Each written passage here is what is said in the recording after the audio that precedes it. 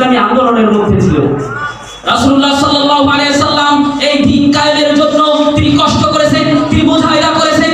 যার গায়ে মশা এবং মাছি পড়া পর্যন্ত হারাম ছিল, সেই রাসূলুল্লাহ সাল্লাল্লাহু আলাইহি ওয়াসাল্লাম তিন বছর যাবত কারাগারে বন্দী ছিলেন। কিসের জন্য ছিলেন? তার বিবির জন্য ছিলেন না, তার ছেলের জন্য ছিলেন না, তার মেয়ের জন্য ছিলেন না, কার জন্য ছিলেন না।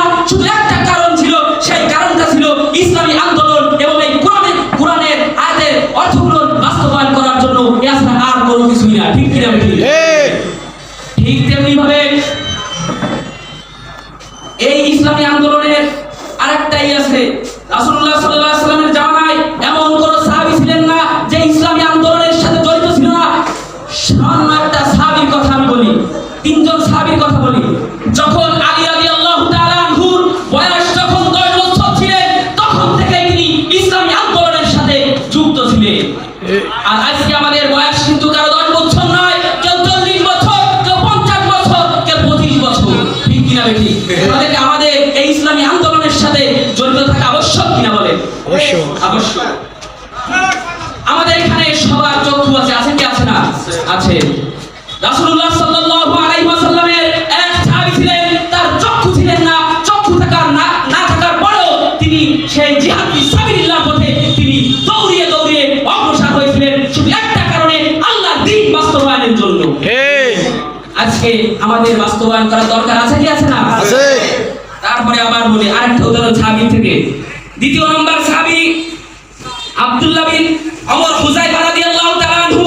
আজকে আমাদের সবাই পাও আছে কি আছে না ভাই? আছে। আজকে এখানে আমাদের যে এই যে ছাত্র আন্দোলনের গণ অভ্যুত্থানে আমাদের কেউ হাতও যায় নাই, পাও যায় নাই, কারো চোখ যায় নাই, কার একটা পিঠনও লাগে নাই। লাগছে? লাগে নাই।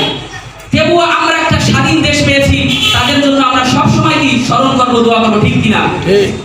ঠিক ওরকম ভাবে এক সাহাবী ছিলেন আমর বিন হুযায়ফা রাদিয়াল্লাহু তাআলা আনহু। তার দুটি পাও ছিল না ভাই, কিন্তু আল্লাহ রাসূল, আমি ঘটনার মধ্যে পড়েছি, আল্লাহ রাসূলকে গিয়ে বলেছিলেন, হে আল্লাহ রাসূল, তিনি যখন খেদমতে নিয়োজিত ছিলেন, বললেন আমি জিহাদ ফি সাবিলিল্লাহ পথে, আমি জিহাদের ময়দানে অগ্রসর করার চাই।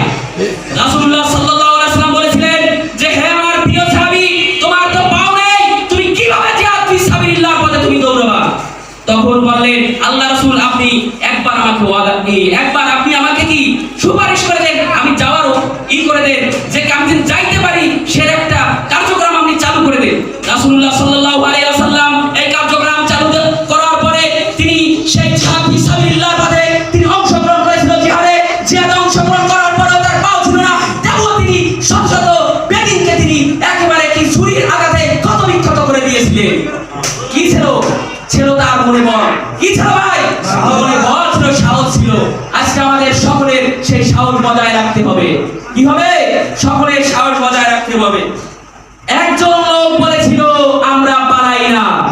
আমরা কি পালাই না? এই কথা কি কুরআনুল কারীমের মধ্যে আছে? কথা বলতে হবে, আছে না নাই? আছে। কুরআনুল কারীমের মধ্যে আছে এই কথা। আমরা কি পালাই না? পালাই না একমাত্র কে? যারা আল্লাহর রাস্তায় শহীদ হয়, তারা কখনো দেশ থেকে পালায় না। এই কথা কুরআনুল কারীমের মধ্যে আছে।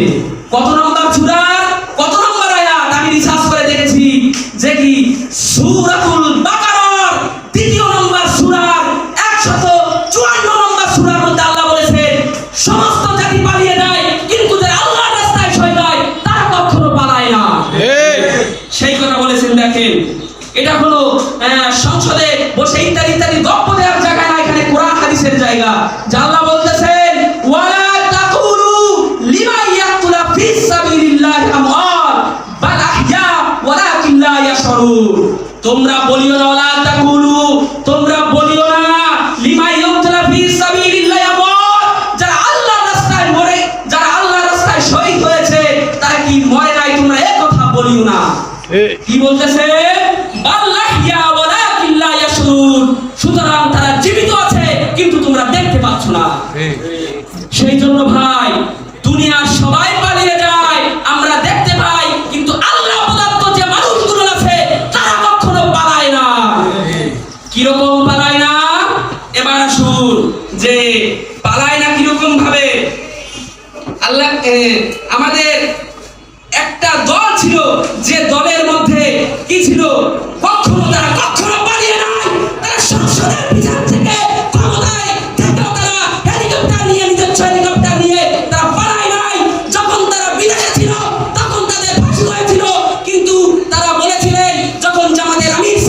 সেই সময় তিনি বলেছেন আপনার আশা রাখবে না, কিন্তু বলেছেন আমরা যদি আজকে না আসি, আমাদের যারা সঙ্গভঙ্গ আছে, আমাদের যারা যারা এই দলের সাথে জড়িত আছে, তারা ভয় পাবে। তারা কি পাবে? ভয় পাবে। 5 জন এরকম লোককে ফাঁসি দিয়েছে, কিন্তু তারা বাইরে ছিলেন। ফাঁসির হুকুম হওয়ার পরেও তারা কি হয়েছিল?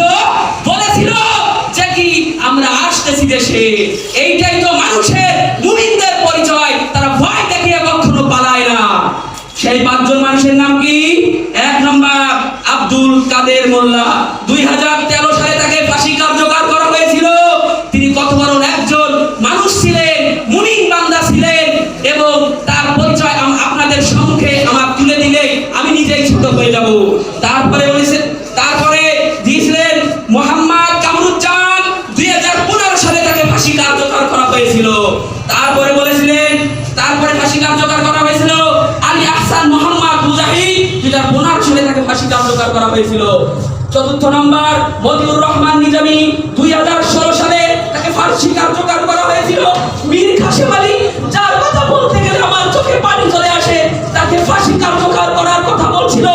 যখন তাকে এই যে মুকুট পরানো হয়, তখন বলেছিল যে আমাকে একটু, তার আগে বলেছিল আমাকে একটু সময় দিন।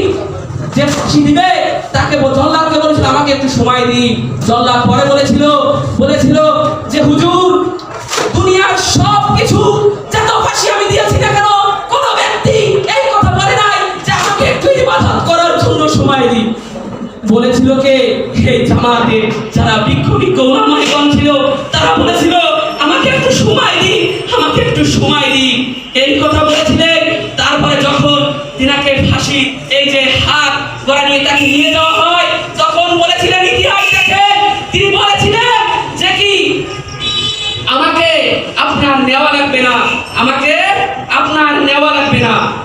তখন ওই যে জেলখানার যে ফাঁসি দেয় জল্লাদ, সে বলেছিল পরে এমন কোন মানুষকে নয় আমি ফাঁসি দিয়েছি, কোন মানুষ কিনা জেল থেকে বের হওয়ার চাই নাই, কিন্তু এমন একজন ব্যক্তিকে আমি পেয়েছি, নেতাকে পেয়েছি, সে বলেছিল যে কি আমি ফাঁসির মঞ্চে আমি নিজেই যাব। বলুন সুবহানাল্লাহ। এটা কিসের জন্য?